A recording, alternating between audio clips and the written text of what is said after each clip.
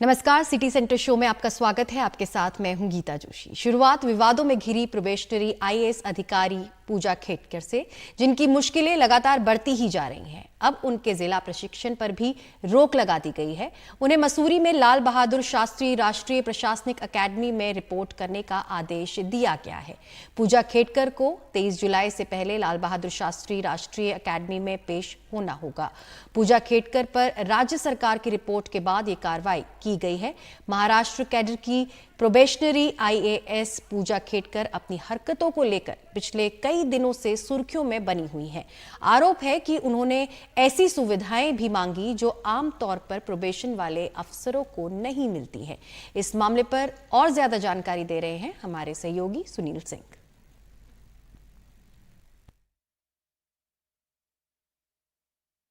विवादों में आई trainee IAS अफसर पूजा खेडकर की मुसीबतें कम होने की बजाय बढ़ती जा रही हैं।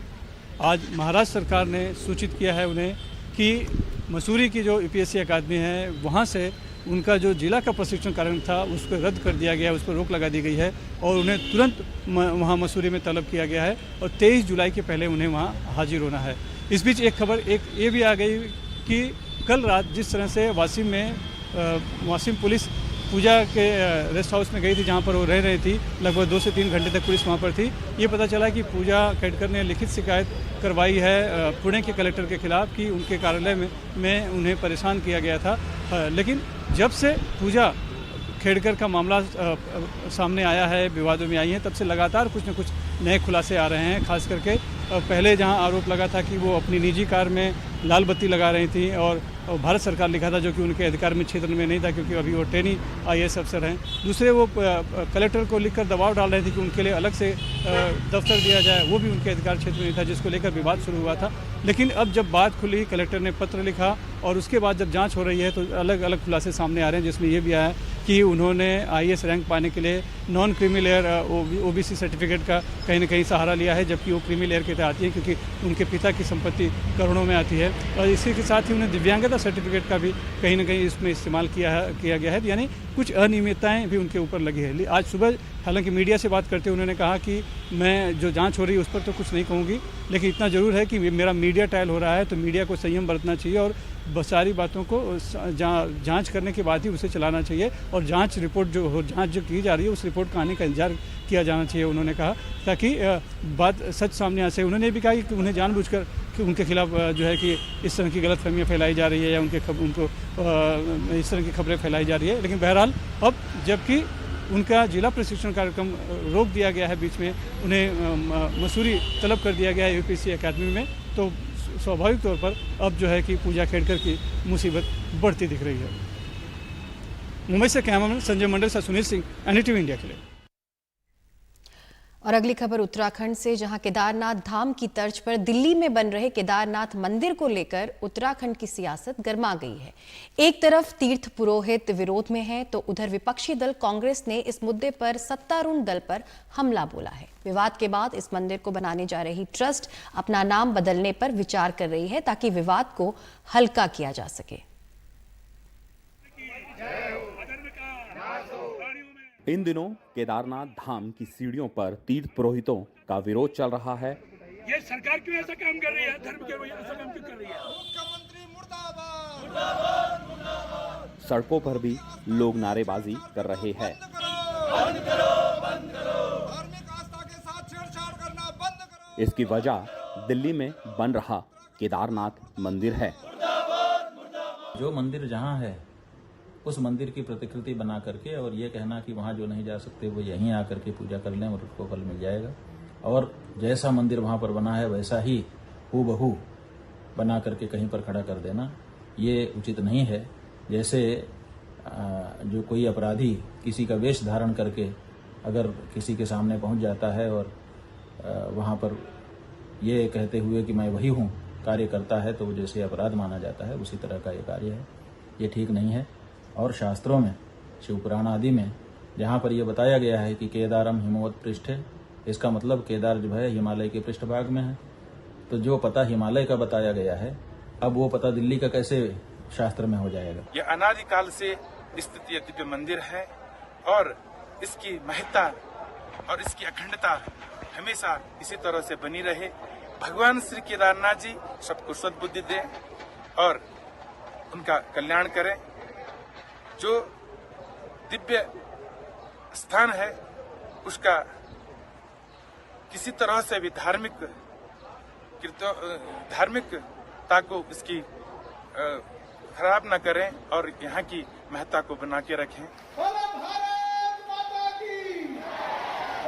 दरअसल 10 जुलाई को उत्तराखंड के मुख्यमंत्री पुष्कर सिंह धामी ने दिल्ली में केदारनाथ मंदिर का शिलान्यास किया। इसके बाद प्रदेश की सियासत गर्मा गई है। मुख्यमंत्री जी ने एक बहुत ही दुस्साहस भरा काम किया कि दिल्ली में जाकर केदारनाथ मंदिर की स्थापना करने के लिए वहां पर शिलान्यास कार्यक्रम में वो शामिल हुए। वो उस कार्यक्रम में मुख्य अतिथि थे। पहली घटना का असर यहाँ के सामाजिक वातावरण पर, यहाँ के राजनीतिक वातावरण पर उसका दुष्प्रभाव पड़ा है। और दूसरी घटना का जो मुख्यमंत्री जी ने वहां पर केदारनाथ मंदिर का शिलान्यास किया, उस दूसरी घटना का असर निश्चित रूप में हमारी धार्मिक मान्यताओं पर, हमारे भविष्य की आशाओं पर, उम्मीदों पर और इस रीजन के, गढ़वाल रीजन के, केदारनाथ, बद्रीनाथ, यमुनोत्री, गंगोत्री रीजन के और पूरे उत्तराखंड के आर्थिकी पर उसका लंबा प्रभाव पड़ेगा। लगातार हो रहे विरोध के बाद सरकार बैकफुट पर आई है और मुख्यमंत्री पुष्कर सिंह धामी को सफाई देनी पड़ी है। हमारा जो ज्योतिर्लिंग है उसका स्थान एक ही है, दूसरे स्थान पर धाम नहीं हो सकता है। प्रतीकात्मक रूप से मंदिर चूंकि अनेक स्थानों पर बने हैं, ऐसे स्थानों पर मंदिर बनते रहे, लेकिन मूल स्थान जो है ज्योतिर्लिंग हमारा उत्तराखंड के अंदर ही है, दूसरे स्थान पर धाम नहीं हो सकता।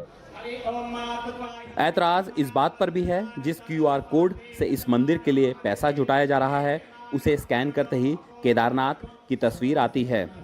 दिल्ली के केदारनाथ धाम ट्रस्ट का कहना है कि वो ट्रस्ट का नाम बदलने पर विचार करेगा, लेकिन मंदिर केदारनाथ रहेगा। तो मैं स्पष्ट करना चाहते हैं कि वहाँ पे केदारनाथ मंदिर बन रहा है, ये धाम नहीं है। और शांति बनाए रखें, वो कि हम उत्तर एक अच्छे शांत प्रदेश के लोग हैं। सावन का महीना है और जो बाबा केदार हैं उनका महीना चल रहा है। सब लोगों को आशीर्वाद दें बाबा और सब लोगों को सुखी रखें और खुश रखें। हम तो यही बोलेंगे इस बात। क्या मंदिर का नाम बदलने पे विचार कर रहे हैं आप लोग? हम मंदिर का नाम, धाम ट्रस्ट का नाम बदलने में विचार कर रहे हैं। मंदिर तो बनेगा जी, वही बन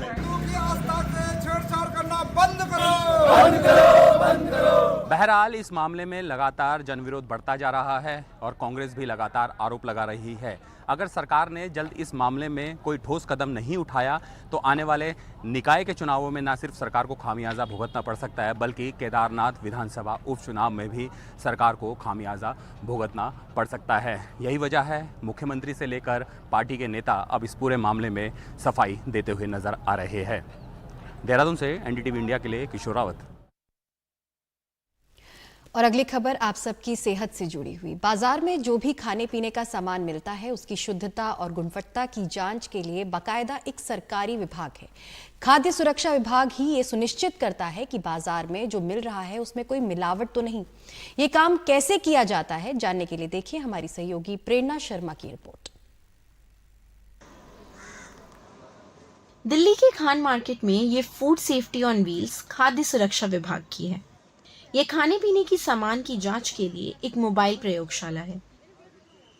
फिलहाल खान मार्केट में चल रही है खाद्य सुरक्षा की जांच।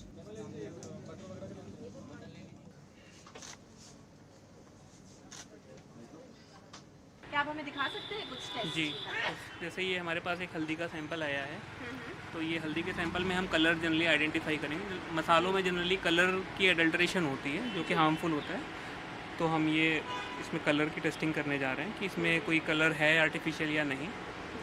तो इसमें जनरली ये हल्दी का सैंपल है, इसमें हमने वाटर ऐड किया।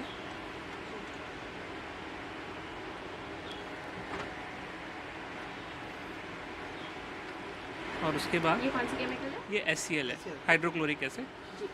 तो इसमें हाइड्रोक्लोरिक एसिड डालने के बाद अगर इसमें कलर होगा तो ये रेड हो जाएगा, लेकिन ये रेड नहीं हुआ, इसका मतलब इसमें कलर की एडल्ट्रेशन नहीं है। फूड सेफ्टी ऑन व्हील्स अपने काम में जुटी हुई है। अलग अलग दुकानों से इसके अधिकारियों ने जांच के लिए सामान उठाया। डेयरी पर बिक रहे छोले भटूरे जैसी चीजों के नमूने जांच के लिए भी लिए।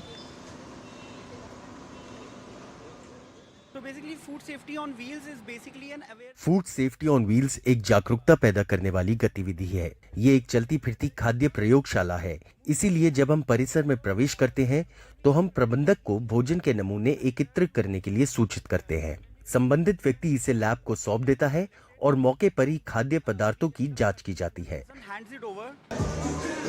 कुछ रेस्टोरेंट की हाइजीन बिल्कुल पुख्ता थी और उनके पास हाइजीन सर्टिफिकेट भी था। हमने इनका किचन प्रेमाइसेस चेक किया और उसमें हमें सब कुछ अप टू द मार्क्स मिला और उसके अलावा इन्होंने जो है एक हाइजीन रेटिंग का सर्टिफिकेट भी ले रखा है जिसमें इन्हें 5 स्टार मिला है। वो हमारे थर्ड पार्टी ऑडिटर्स जो हैं वो ग्रांट करते हैं after proper checking of the hygiene of the kitchen. You have to follow every points that are given on the schedule 4 of FSSAI। खाद्य सुरक्षा विभाग का कहना है कि लोग जितने जागरूक होंगे, दुकानदार भी एहतियात बरतेंगे और विभाग भी ज्यादा सक्रिय होगा। अक्सर जो हमारी देश की जनता है उन्हें ये पता नहीं होता है कि वो जो चीज़ें खा और पी रहे हैं वो उनके लिए सही है या नहीं, या फिर उनमें मिलावट है कि नहीं। ऐसे में जो ये मुहिम है वो उनके लिए काफ़ी कारगर साबित होगी और देखना ये है कि ये जो मुहिम है वो कब तक देश के कोने कोने तक पहुँचती है। दिल्ली से कैमरा पर्सन आजम सिद्दीकी के साथ प्रेरणा शर्मा, NDTV के लिए। और अगली खबर मध्य प्रदेश से, जहां शिक्षा व्यवस्था को लेकर आए दिन उठते सवालों के बीच एक तस्वीर शिवपुरी जिले से। यहां भी बच्चे खुले आसमान के नीचे पढ़ते हैं। सर्दी, गर्मी, बरसात, इनके लिए बस तारीखें बदलती हैं। पढ़ाई हो या मिड डे मील, सब खुले में। 7 साल से ये सरकारी स्कूल ऐसे ही चल रहा है। शिवपुरी में फार्म का पूरा मामोनी का ये सरकारी प्राइमरी स्कूल है। स्कूल का बोर्ड एक ट्रैक्टर के पीछे टंगा है, तो स्कूल कहाँ होगा ये देखिए। खुले आसमान के नीचे एक छोटे से पेड़ की छांव में।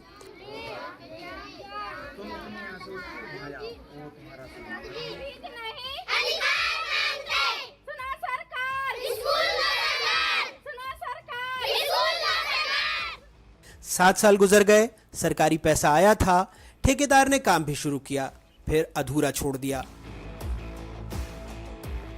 रजनी ने पहली में दाखिला लिया था, 5वीं में आ गई। पेड़ के नीचे पढ़ते पढ़ते छोटू छोटा है, ख्वाब बड़े हैं। राष्ट्रपति बनना चाहता है, कहता है राष्ट्रपति बन गया तो हालात बदल देगा। संध्या गुस्से में है, कहती है गर्मी झुलसाती है, बरसात भिगोती है, उसे स्कूल की बिल्डिंग चाहिए। अगर सरकार सुन रही हो। मैं 5वीं तक आ गए, अभी भी बिल्डिंग नहीं बनी। मैं और मेरे सर अधिकारी आते हैं, उन्हें खूब समझाते हैं कि मेरे यहाँ बिल्डिंग बना दो, भी आते ही नहीं है बिल्डिंग बनाने के लिए। राष्ट्रपति बनना चाहता हूँ और इससे खुलेआम में स्कूल नहीं चलना चाहता। हमें स्कूल की बिल्डिंग चाहिए। हम लड़के भीग जाते हैं, गर्मी में पसीना आता है, गर्मी लगती है कर्री, और सर्दी में भीग जाते हैं। हमारी बिल्डिंग बना दे, हम उसमें ही पढ़ेंगे।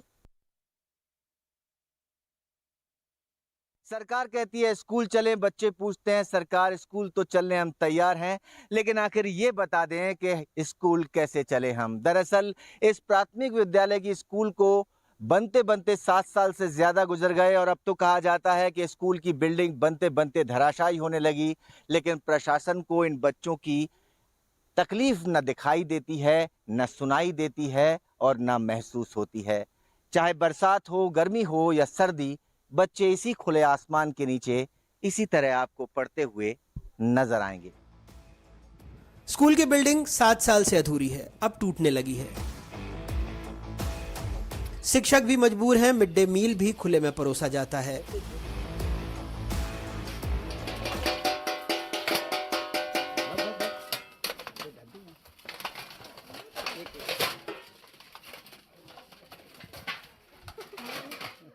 मिड डे मील की व्यवस्था प्रतिदिन समय पर होती है और खुले आसमान का तो ऐसा है कि हमारे पास भवन नहीं है, और 7 वर्ष से हम यहाँ खुले में ये विद्यालय लगा रहे हैं। विद्यालय हमारा प्रतिदिन संचालित होता है। फर्स्ट किस्त हमारे विद्यालय की आ चुकी है और वो विद्यालय की बिल्डिंग निर्माणाधीन है। अब सेकंड किस्त हम लगभग 2 वर्ष से प्रयासरत है। सेकंड किस्त हमारी आज तक नहीं आई है। बिल्डिंग का एक हिस्सा गिर गया है और ये निर्माण एजेंसी ग्राम पंचायत है उसकी। हम जवाब मांगने प्रशासन के पास पहुंचे तो टकासा जवाब मिला, पैसे नहीं हैं, सरकार देगी तो बिल्डिंग बन जाएगी। हालांकि ये जवाब सरकारी भाषा में ही लिपटा था।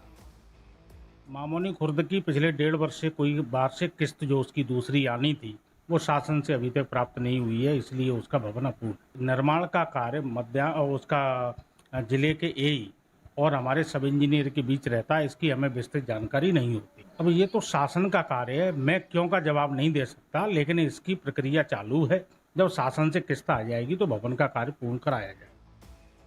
शिवपुरी जिले में 376 सरकारी स्कूल हैं। 18 स्कूलों के पास खुद की बिल्डिंग नहीं है। 54 स्कूलों की बिल्डिंग जर्जर है, जिन्हें मरम्मत की जरूरत है। बजट मिला था जो लैप्स हो गया।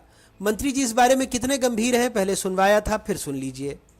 कई बार लैप्स भी होता है, तो निर्धारित समयावधि हमारी प्राथमिकता होती है कि 100% उसका इस्तेमाल हो, लेकिन कई बार किन्हीं परिस्थितियों के कारण थोड़ा बहुत अगर परसेंटेज में बजट लैप्स होता है, मुझे लगता है वो हर साल एक इस तरह से चीज़ें आती रहती हैं सामने। फार्म का पूरा मामोनी खुर्द शासकीय प्राथमिक विद्यालय खुले आसमान के नीचे तो चल रहा है। बच्चे पढ़ने को भी मजबूर हैं। बच्चे नारे भी लगाते हैं और अपने हक के लिए सरकार से मांग भी करते हैं, लेकिन ये तस्वीर शायद ना सरकारी नुमाइंदों को नजर आती है, ना उनकी आवाज सुनाई पड़ती है। आखिर ये आवाजें वोट बैंक जो नहीं। शिवपुरी से अतुल गौड़ के साथ अनुराग द्वारी की रिपोर्ट, एनडीटीवी।